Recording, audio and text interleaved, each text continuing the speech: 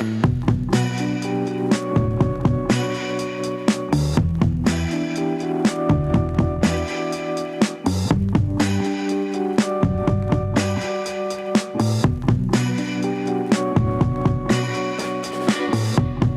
and welcome to another special bulletin for JW Watch.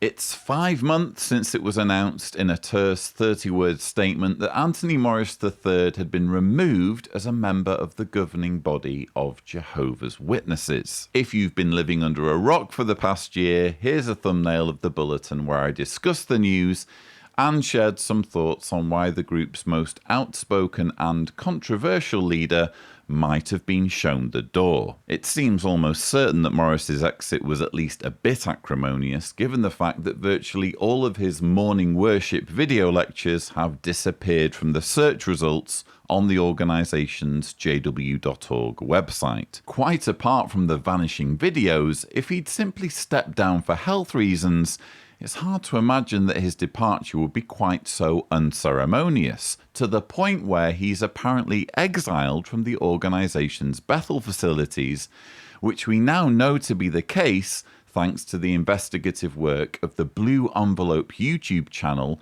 on which you'll find a video titled Anthony Morris No Longer Missing. Phil, who runs the channel, has done an awful lot of sleuthing and dug up sales documents establishing that Tony Morris and his wife Susan are now living in a newly built townhouse in Lumberton, North Carolina, that has apparently been purchased by Jehovah's Witnesses, using Sophia's ice cream money presumably, for the princely sum of $249,900. But if you watch Phil's video, which I recommend you do, the plot thickens.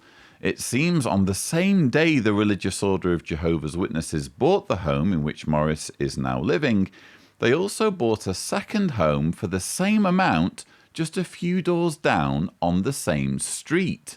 Which begs the question, why? Well, it could be for any number of reasons. Perhaps the organisation just likes adding more real estate to its portfolio. Perhaps they decided Tony and Susan should have a second home nearby just in case they have guests come to stay, or if they need some time apart for any reason.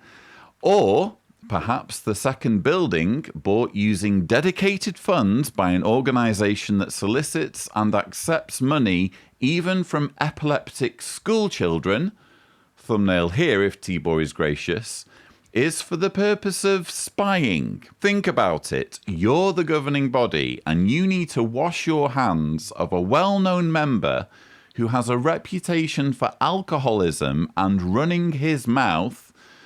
Please watch the Bottlegate video if you don't know what I'm talking about. Do you just let him waddle out of the door, clutching his bottle of Macallan's, and hope he won't do or say anything embarrassing?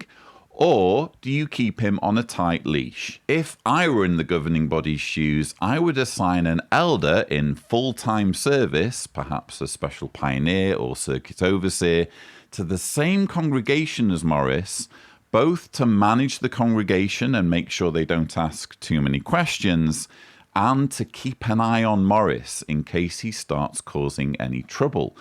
And where better for such a minder to live than on the exact same street, so he can literally monitor any comings and goings, maybe even rifle through the garbage every now and then, if needs be. It all sounds very sinister, doesn't it? And just to be clear, this is all just total speculation on my part. Maybe the organisation was just feeling super generous with dedicated funds when it bought the second building, and wanted to make sure Tony's retirement was as comfortable for him as possible. But I, for one, wouldn't put it past the governing body to be playing it safe and covering all bases, considering the potential for reputational damage if Tony Morris were to ever defect or speak openly to the media.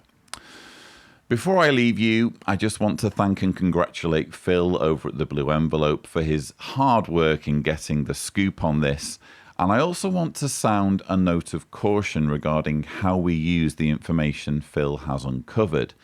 Just because we know where Tony and Susan Morris are now living does not give anyone permission to take matters into their own hands in a manner that is abusive or criminal. Yes, Tony Morris has an awful lot to answer for, but the last thing we need right now are hot-headed apostate vigilantes harassing him and his wife, and thus playing into the bitter, vengeful stereotype the organisation uses to vilify former members.